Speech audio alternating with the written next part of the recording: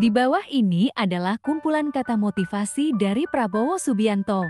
Tentu saja kata-kata yang diucapkannya merupakan pelajaran penting dari pengalaman beliau yang sudah banyak makan asam garam kehidupan.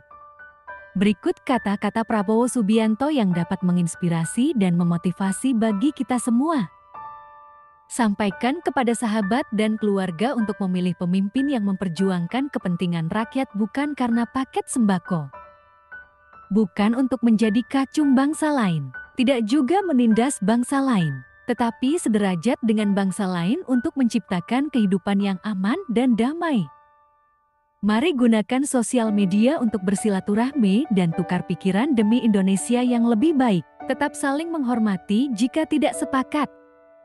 Mari bersama mewujudkan sebuah bangsa yang sesuai dengan cita-cita kemerdekaan Republik Indonesia, di mana rakyat kecil bisa tersenyum. Bangun infrastruktur yang dapat dirasakan oleh masyarakat banyak, jangan hanya untuk segelintir. Janganlah anak menanggung hukuman akibat kesalahan orang tuanya. Rapatkan barisan. Cita-cita kita bersama adalah Indonesia yang terhormat, Indonesia yang berdiri di atas kakinya sendiri. Bentuk solidaritas kita tidak hanya berikan bantuan bagi saudara kita yang terkena musibah, tetapi dengan kerja keras mencari solusinya. Mari kita bersama-sama menjaga kedamaian dan kerukunan NKRI yang kita cintai ini. Kita tidak menginginkan adanya konflik yang merugikan kepentingan nasional. Kita semua bersaudara.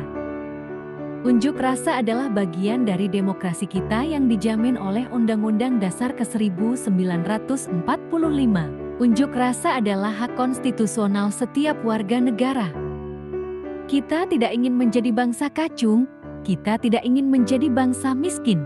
Mari kita selamatkan masa depan kita. Banyak pihak ingin Indonesia menjadi negara kacung.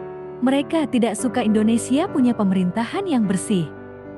Kita berjuang demi kedaulatan bangsa. Kita berjuang agar kekayaan bangsa tidak dikuasai asing, digunakan seluruhnya demi kepentingan rakyat. Apapun alasannya, tindakan teror tidak dapat dibenarkan dan kita harus waspada akan usaha-usaha gangguan keamanan dan ketertiban. Pendekar sejati harus bisa membela keluarga, lingkungan, dan negara, bukan mengancam, menindas, atau menyakiti orang.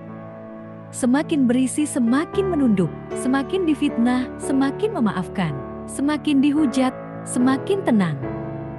Berbeda pandangan boleh, tapi jangan saling membenci jika tujuannya untuk mewujudkan amanat kemerdekaan. Sampaikan kepada sahabat dan keluarga untuk memilih pemimpin yang memperjuangkan kepentingan rakyat bukan karena paket sembako. Jangan kita melupakan sejarah.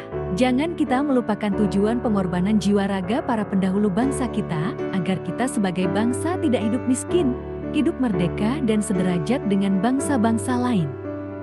Kita sudah mendengar dari pemerintah bahwa proses hukum akan tegas dan cepat. Kita harus menghargai itikat baik pemerintah tersebut.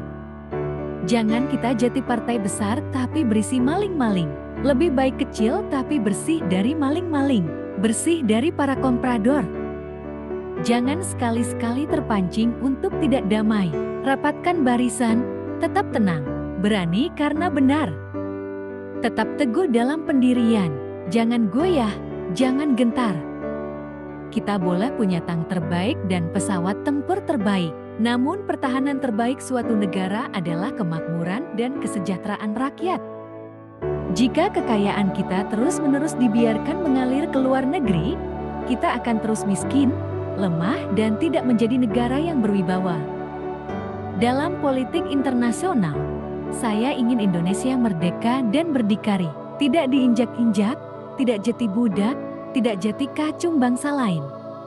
Selaku pemimpin politik, saya harus selalu siap berada di garis terdepan, siap menerima kritik dan hantaman.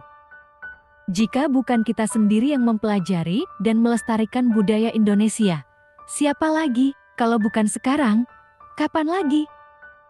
Tidak mungkin kita dapat wujudkan kebangkitan Indonesia dari keterpurukan tanpa pemimpin-pemimpin daerah yang bersih, jujur, dan profesional.